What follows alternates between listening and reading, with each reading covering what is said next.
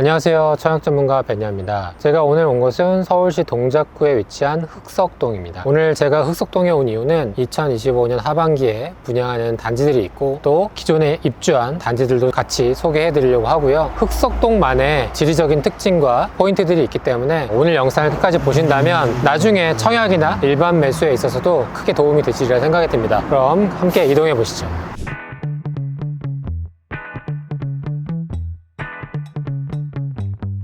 흑석동은 이 동작구 안에서도 가장 평당가가 높은 지역 중에 하나입니다. 그 이유는 바로 이전 영상에서 보셨을 반포와 물리적인 거리가 그리 멀지 않다라는 데 있는데요. 실제로 9호선으로 이동하면 지하철 2정거장밖에 되지 않기 때문에 그런 부분도 이 흑석동이 또 주목을 받는 이유 중에 하나이고요. 또 한 가지 프리미엄 요소를 뽑자면 한강이 보인다는 그런 부분이 있습니다. 하지만 동시에 다소 좀 아쉬운 부분도 있는데요. 그런 부분은 하나씩 걸어가면서 보여드리도록 하겠습니다. 지금 맞은편에 보이는 이 아파트가 아크로 리버 하임이라는 아파트입니다. 해당 아파트는 2016년경 입주한 아파트고요. 분양 당시에 분양가가 34평을 기준으로 7억 선이었는데 최근에는 28억까지 거래가 됐습니다. 그래서 2025년 한 해 동안 서울이 급등한 데 이유도 있지만 앞서 설명드린 것처럼 반포와 맞닿아 있는 것도 동시에 비규제 지역이었다는 부분들도 흑석동을 많이 구매했던 이유 중에 하나가 됐습니다. 이곳은 길거리를 보면은 학생분들을 쉽게 볼 수 있습니다. 왜냐하면 중앙대학교가 있고요. 또 중앙대학교 병원이 있어서 대학생, 그 다음에 뭐 병원 종사자 이런 분들을 쉽게 볼 수가 있습니다. 우선 저희가 지하철 나오자마자 흑석동의 대장 아파트인 아크로 리버하임이 있기 때문에 단지 먼저 한번 보고 다른 단지들로 보도록 하겠습니다.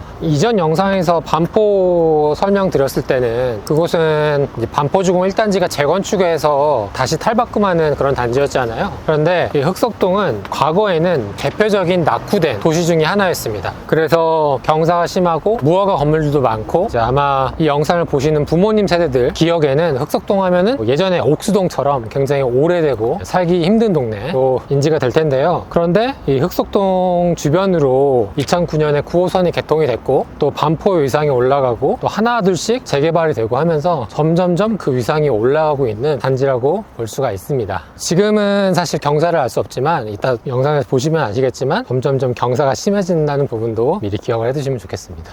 근데 흑석동이 이제 반포랑 계속 비교를 하게 되는데 반포랑 크게 다른 점 중에 하나가 학군이 굉장히 여리에 있다는 겁니다. 그래서 출퇴근하기에는 직장인들 입장에서 좋지만 약간 낙후되어 있는 건물들도 많고 그리고 학군이 상대적으로는 좋지 않기 때문에 아마도 영유아를 키우시거나 내지는 젊은 직장인 부부, 신혼부부들 위주에게 조금 더 합리적인 단지지 않을까 생각이 듭니다.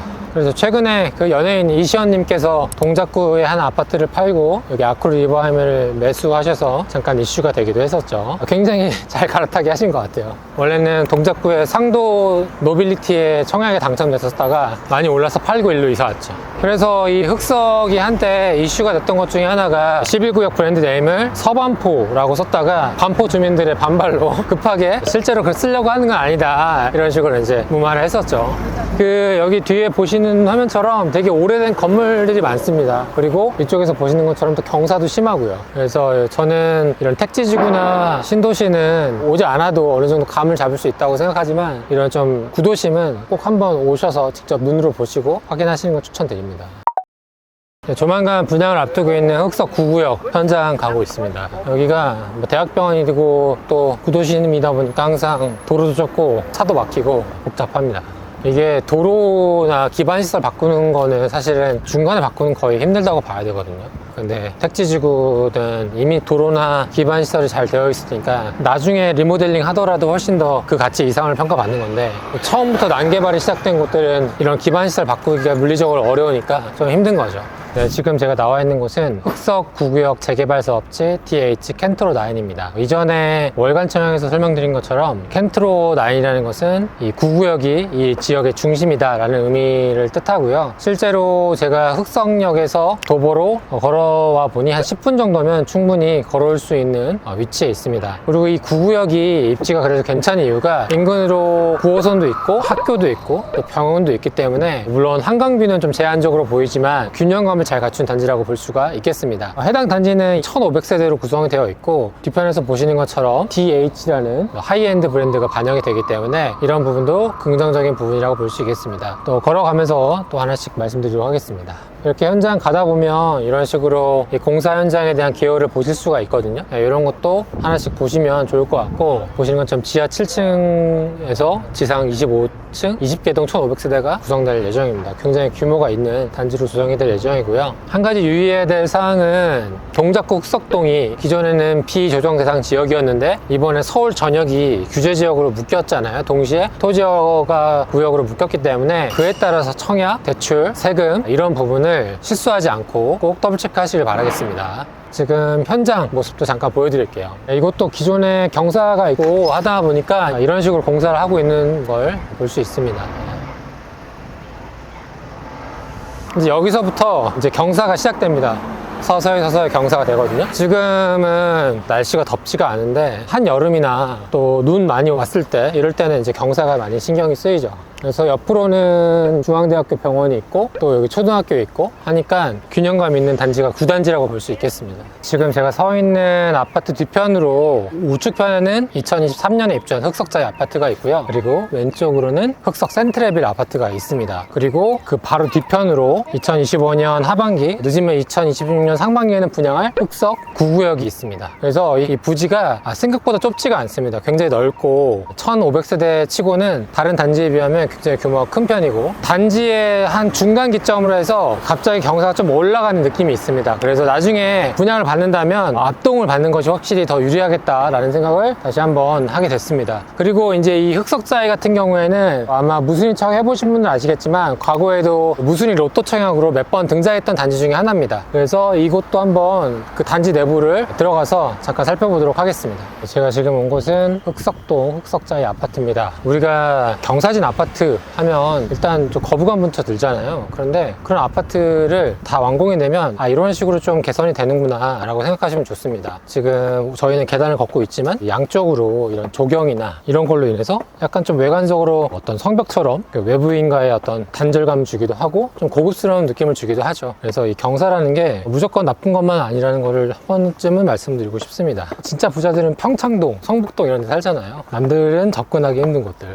물론 아파트는 조금 다른 개념이긴 하지만 이것도 제가 한여름에 임장 온 적이 있었는데 그때는 더 힘들었거든요. 가을이니까 그나마 나은 것 같아요. 제 생각에는 이제 흑석 9구역쯤에서는 9호선 흑석역까지의 도보가 용이할 것 같은데 흑석자이부터는 조금 힘들 수도 있을 것 같아요. 근데 여기가 중간중간에 이렇게 엘리베이터가 있으니까 이런 걸로 이렇게 단지 평탄화 작업을 하죠. 그래서 저는 흑석동은 약간 가성비 그런 동네인 것 같아요. 물론 동작구 내에서는 가장 높지만 바로 인근의 강남권에 비하면 상대적으로는 비싼 건 아니니까. 참고로 아직은 이제 분상제 지역이 강남, 서초, 용산, 송파 이렇게 네 군데로 제정되어 있긴 하지만 이제 규제 지역으로 묶였기 때문에 서울 전역도 분상제 지역이 해당이 될 수 있는 조건이 됐거든요. 그 말은 내가 시세보다 저렴하게 살 수 있는 조건이 되는 거죠. 오늘도 헬스장 안 가도 되겠는데요. 임장의 좋은 점은 혹시라도 불면증 있으시거나 다이어트 고민이 되신다면 꼭 임장을 해보시기 바랍니다. 그래서 이런 동들은 특히나 이제 앞동과 끝동에 이제 가치가 많이 나뉘죠. 예. 여기 청약했을 때 여기가 분상제 지역이었어요. 동작구가 규제 지역에 있었고, 그래서 시세보다 5억 이상 저렴했었죠. 그래서 많은 사람들이 이제 앞으로 어떻게 바뀔지에 대한 트레이닝, 그런 상상, 그게 청약이든 일반 매수든 하는 데 있어서 되게 중요한 포인트인 것 같아요. 왜냐하면 대부분은 과거의 모습에 사로잡혀 있어서 이렇게 바뀔 거라고 사실 상상을 잘 못하거든요. 특히나 이제 재개발 단지들. 이제 그런 거를 연습하기 위해서는 이제 기존의 선배 단지들, 앞서서 바뀐 단지들을 미리 보면 그래도 좀 더 연습이 되죠. 제 수업 듣고 당첨되신 분들도 아마 여기 어딘가에 살고 계실 텐데 꼭 좋은 소식이 있으면 그 후에 연락이 없더라고요. 진짜 뭐 핫한 단지는 거의 다 당첨됐으니까.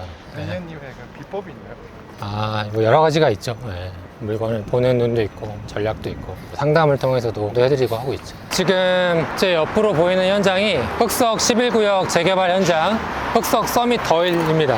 이 현장까지 흑석역에서 완전히 가깝다고 보기엔 좀 어려울 것 같아요. 그래서 동작역과 흑석역 중간 지점에 있다라고 보시면 될 것 같고, 그럼에도 해당 입지도 9구역만큼은 아니더라도 11구역도 또 나름 괜찮은 입지라고 생각하고, 또 무엇보다 이 한강을 볼 수 있는 동과 층들이 면적이 9구역보다는 훨씬 더 많기 때문에 그런 부분에 있어서는 더 장점이라고 볼 수 있겠습니다. 물론 이 해당 단지가 얼마만큼의 높이로 올라갈지는 한번 봐야겠죠. 사실 9구역, 11구역 모두 원래는 더 일찍 분양하려고 했었는데 되게 오랜 기간 동안 지지부진했죠. 그래서 이제 이렇게 오래되는 현장일수록 대체적으로 특징이 분양가가 좀 높다? 왜냐하면 그간에 쌓여있던 금융비용까지 일반 분양자에게 녹여내는 경우가 많기 때문에 좀 사업 속도가 좀 더디고 오래 걸렸던 곳들은 그런 경우가 많으니 참고하시면 좋을 것 같습니다. 여기는 아까 우리가 흑석 9구역은 중간 단지 기점으로 경사가 오르기 때문에 되도록이면 앞 단지가 좋을 것 같다 말씀드렸고, 해당 단지는 흑석역과 가까운 동과 그렇지 않은 동의 차이가 프리미엄 요소라고 볼 수 있겠네요. 이 맞은편에 있는 여기 명수대 아파트도 많은 분들이 관심을 갖고 매수하시는 곳 중에 하나거든요. 그래서 여기도 아마 나중에 재건축만 잘 된다면 그 가치는 뭐 아크로 리버하인 못지않게 가리라 생각이 듭니다. 왜냐하면은 물론 거실뷰는 아니지만 한강 볼 수 있는 세대가 훨씬 더 많으니까요. 뭐 이렇게 가시화된 건 없는 걸로 알고 있어요. 이렇게 해서 오늘 흑석동 임장 영상 모두 끝이 났습니다. 영상을 보시니까 어떠신가요? 반포와 물리적인 거리는 가깝지만 동시에 다소 좀 아쉬운 부분도 있는 게 사실이죠. 하지만 이 흑석동은 충분히 장점이 많은 지역이기 때문에 앞으로도 한 번쯤은 주목할 지역이라고 생각합니다. 앞으로 있을 흑석 9구역과 11구역 재개발 단지도 다시 한번 관심 가져보시길 바라겠고요. 이것으로 오늘 영상을 마치도록 하고 저는 다음에 유익한 영상으로 찾아뵙겠습니다. 감사합니다.